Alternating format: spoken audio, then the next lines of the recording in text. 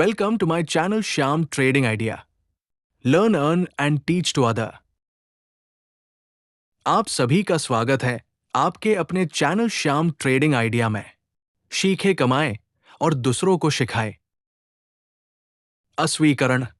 इस वीडियो में दी गई जानकारी केवल सूचनात्मक उद्देश्यों के लिए है और इसे किसी भी प्रकार की सलाह नहीं माना जाना चाहिए। चैनल इस जानकारी की सटीकता के लिए जिम्मेदार नहीं है। कृपया कोई भी निवेश करने से पहले अपने वित्तीय सलाहकार से परामर्श लें।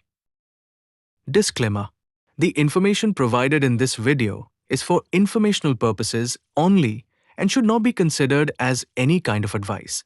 The channel is not responsible for the accuracy of this information. Please consult your financial advisor before making any investment. कल 9 अप्रैल 2025 को भारतीय रिजर्व बैंक की एमपीसी की बैठक में नीतिगत दरों में कटौती की संभावना है। विशेषज्ञों का अनुमान है कि आरबीआई रेपो दर में 25 आधार अंकों की कटौती कर सकता है, जिससे यह 6.25% से घटकर 6.0% हो जाएगी।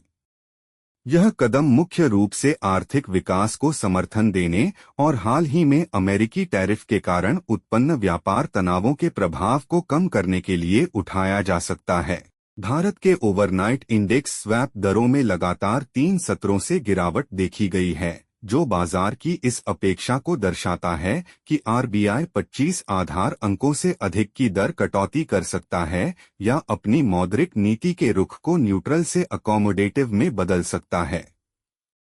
इसके अतिरिक्त कुछ अर्थशास्त्रियों का मानना है कि आरबीआई वित्त वर्ष 2025 से 26 में कुल 75 आधार अंकों की कटौती कर सकता है, जिससे रेपो दर 5.5% तक आ सकती है, बशर्ते मुद्रास्फीति नियंत्रण में रहे और आर्थिक विकास को समर्थन की आवश्यकता हो।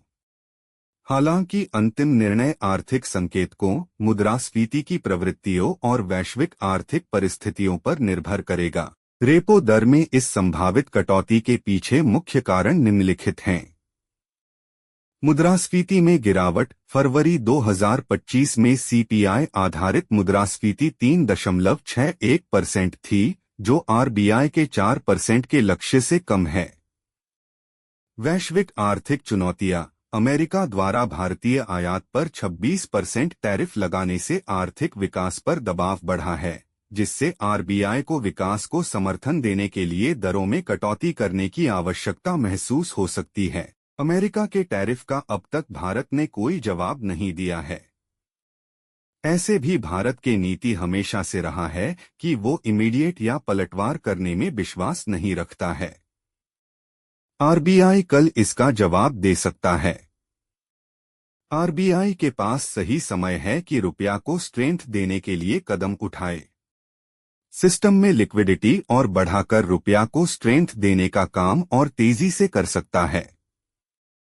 ट्रंप टैरिफ के बाद क्रूड की कीमतों में कमी आया है, वो भी अच्छा संकेत है, जिससे महंगाई में कंट्रोल करने में सपोर्ट मिलेगा। उम्मीद तो यही है कि कल एक बेहतरीन पॉलिसी हम लोगों के बीच आए। धन्यवाद।